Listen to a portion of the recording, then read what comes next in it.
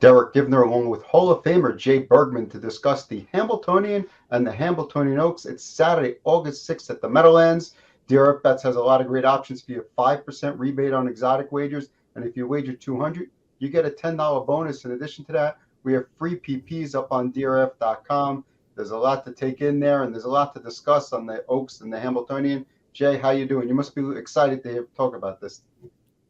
It's once a year, and over time we've seen what a great influence this race has been on the European, trotting world, and just the number of entrants, the number of finalists, and the worldwide attention to the race is really what's fantastic in the year 2022. Yeah, and I think we have some great fields lined up. The $500,000 Oaks is what we'll start off with. It's a field of 10, of course, as usual. They had a couple eliminations last week. We're going to take a look at those eliminations, obviously, along the way. The field is led by the 9-5 morning line favorite, Venerable. So why don't we take a look at her victory last week.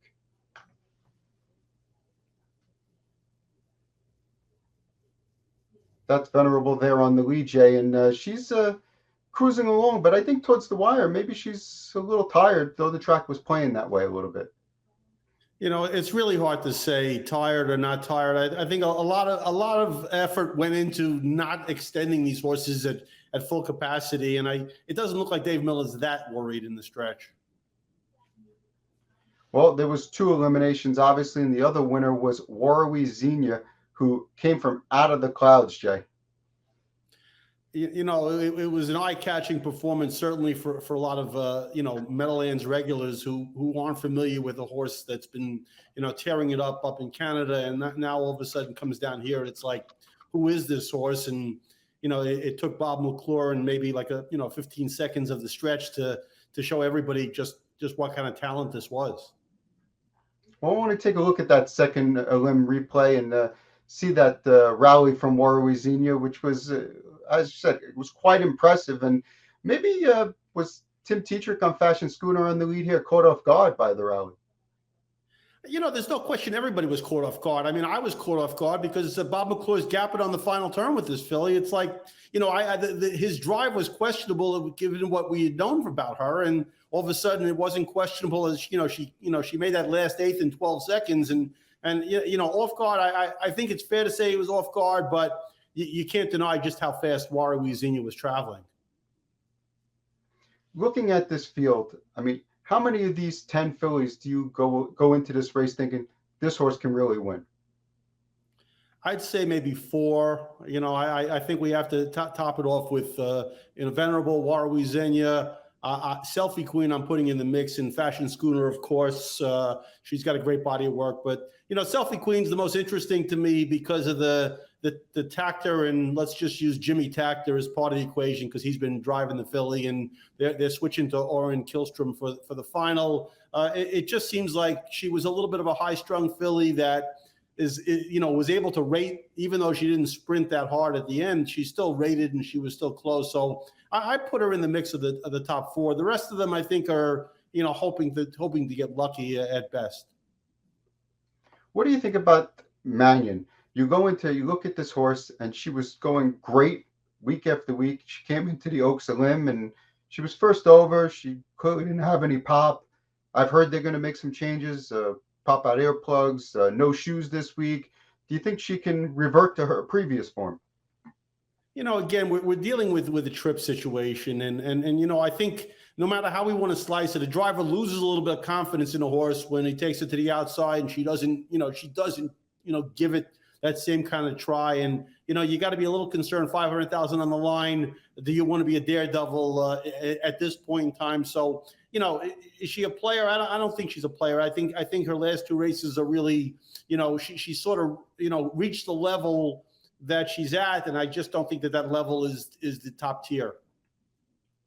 I know all things aren't equal because there's post positions and some are better than others. But if everyone had the same post position per se, which do you think is the best horse in this field? I think Warwi Xenia. I mean, the only thing that concerns me about her is that Bob McClure said she'd be better this week, and I'm concerned that she wasn't better last week. I think that the trip actually worked out fine for her. This is likely to be a much more contested race. So if she has any downsides on a final turn, it might lose the race for her this week, where last week, nobody was really paying attention to her. This week it'd be tough. I mean, he said she'll be better. It's hard to know if a horse has physical problems, whether she'll be better or worse the week later. I decided in this race to take the opinion that, to me, Fashion Schooner is the best horse in the field. At least I've felt she's the best going into this race of the group that's in here. And post 10 would give me fair value on a horse that, if she drew inside, maybe wouldn't be so fair. What are your thoughts there? My thoughts are the value will be there. I mean, I don't think the line is right at all. I mean, I think the visuals, most people bet on what happened last week.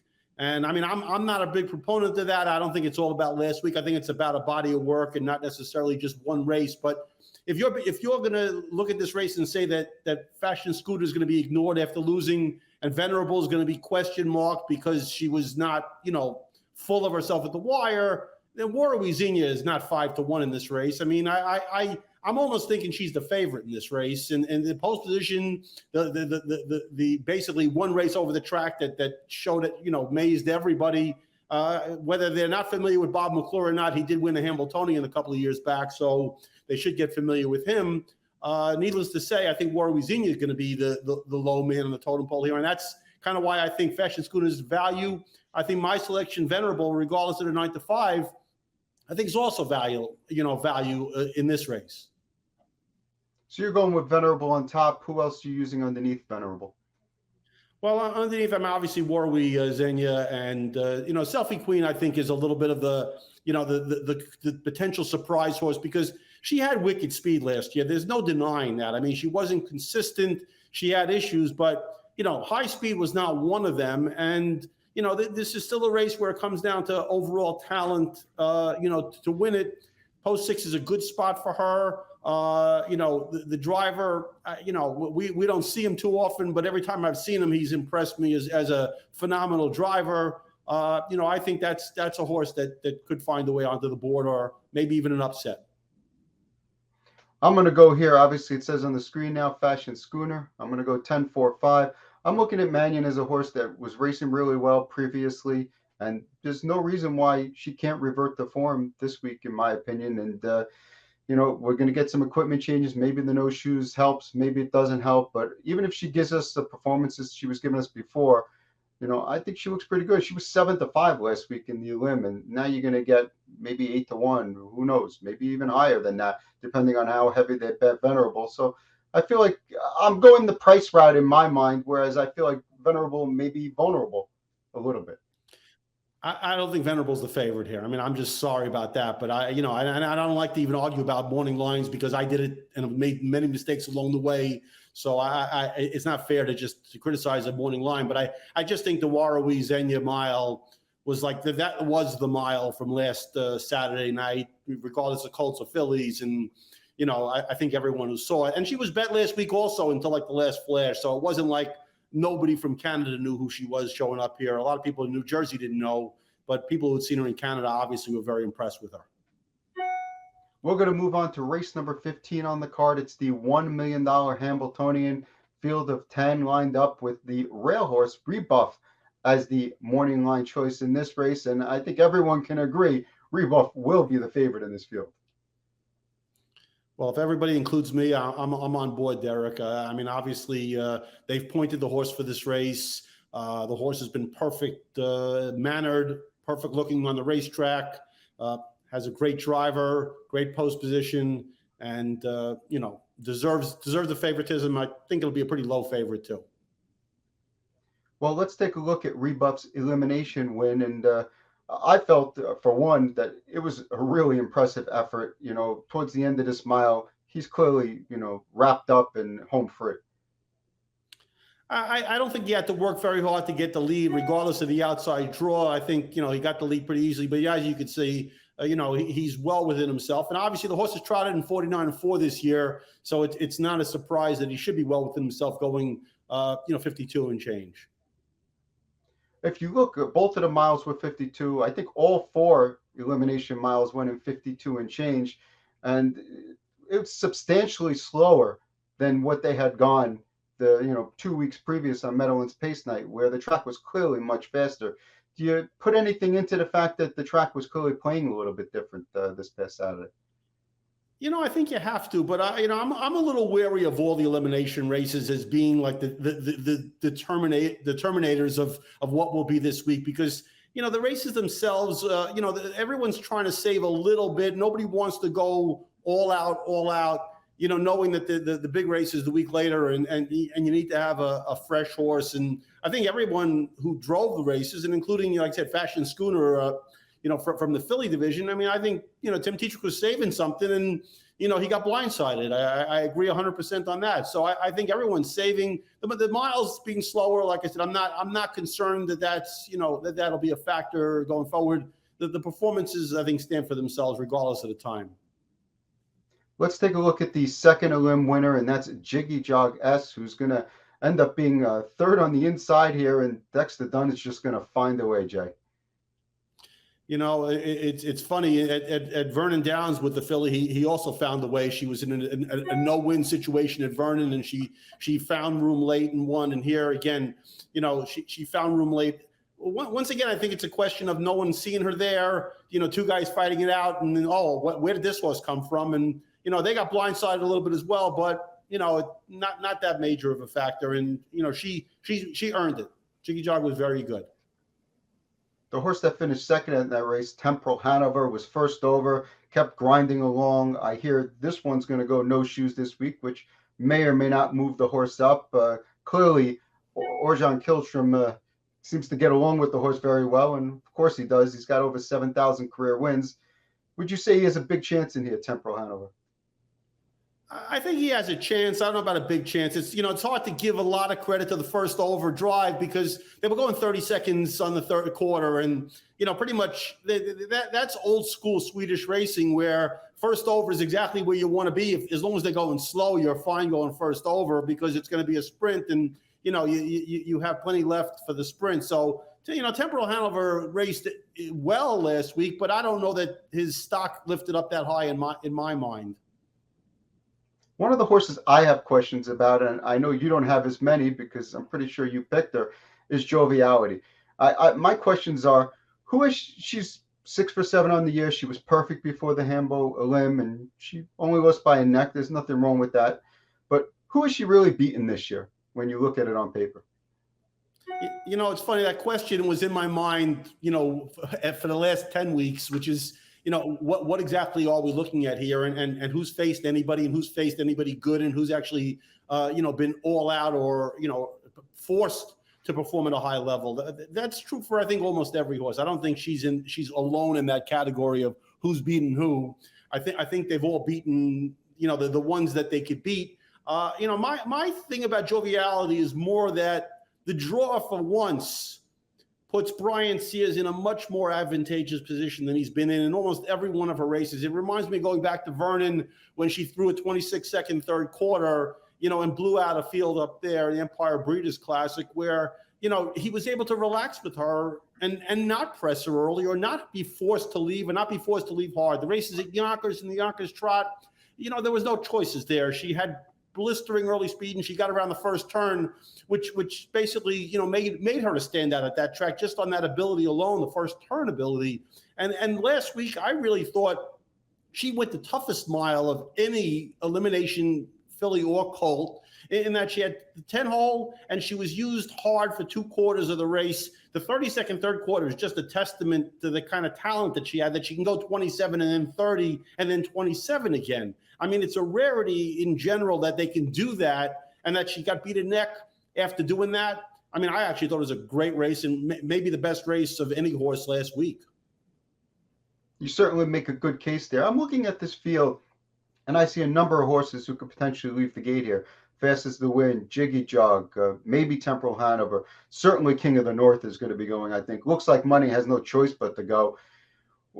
With all that speed in the race, I assume Tim Tetrick on rebuff is going to let the dust settle and brush. Where does that leave Joviality, and do you see the race happening that way?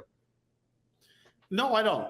I mean, I think it'd be nice if it did that, for Tim Tetrick, but that poses the question of how hard he wants to leave himself, and also, let's not leave out the fact that there are 3 horses in here from the Marcus Melander stable, and Periculum and Temporal are 2 of them, and they're on the outside, and they also might, be a force early, and not necessarily, and Jiggy Jog I don't think is good if she doesn't leave. So I'm not so sure Rebuff is sitting 3rd or 4th at the quarter. I think he could be 5th or 6th. That's what I'm preferring to see, because I'd like to see him have to move on the outside and Joviality follow him. And even if it happens earlier, and even if it happens where they're closer, I'm good with Rebuff brushing and Joviality following. I think that then we'll just find out which one is the better horse. How about a horse like Kegstand, who won a couple of Pennsylvania Sires Eggs, clearly lightly raced this year, finally maybe got up to speed a little bit in the Hambo Limb, was closing a little bit in the stretch. Do you see this as a horse that maybe could step up for Team Tactor? I'd be hard pressed to think that. I just haven't seen any kind of major signs that this horse has that high speed. And I think, when we're talking about Rebuff, Joviality, listen, one of the things that I thought, as far as a wild card, is Yannick Gingras getting up on fast is the win. Talk about a guy who, when he sees, a 7-figure purse is blasting out of the gate. I'm kind of wondering just how fast he's going to leave and try to settle some people below him and look for that 2-hole trip, maybe, like you said, if Rebuff comes. So, I'm not so sure where Kegstand can go in an aggressive manner. I think he's 7th on the rail somehow and not necessarily in the flow of things. One of the horses you already mentioned a little bit that, may blast, may not, is Periculum. He seems to me like a horse that can just go all day long. So he's the kind of horse that maybe he'll be 30-1 and maybe he won't win the race, but he could certainly be in the exotic somewhere if the race goes reasonably well for him.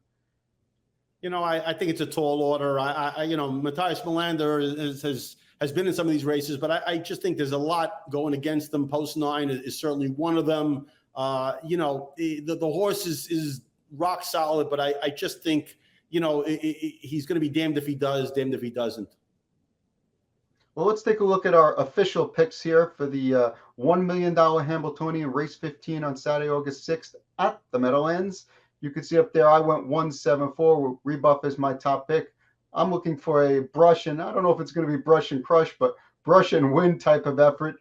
I think Temporal Hanover has proven he could take some air, and he's basically about as solid as they come in the field. He really hasn't thrown in a bad race all year, and I took a shot with Kegstand that maybe if there is a lot of outside speed that he can come late for a little piece. And you went with the filly Joviality.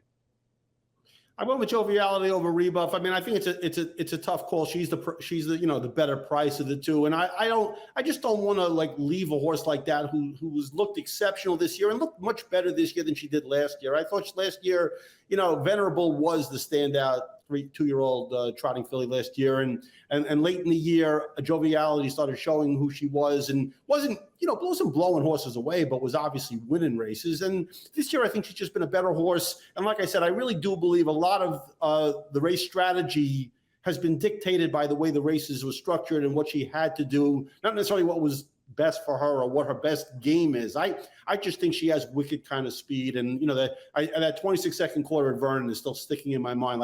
Horses just don't have that kind of speed unless we're talking about the Dexter Dunn, Italian trotter. But this horse has a wicked turn of speed, and again, Rebuff done nothing wrong. Let's see when a fast horse looks him in the eye. I think it's a 2-horse race between those 2. Well, $500,000 Hambletonian Oaks, the $1 million Hambletonian, August 6th at the Meadowlands, post times 12 noon. We have free PPs. DRF Bets has a 5% rebate on exotic wagering and a $10 bonus if you bet at least $200. It's plenty of action. It's going to be a great day. I think there's 10 or 12 stakes races on the card, 16 live races. Enjoy.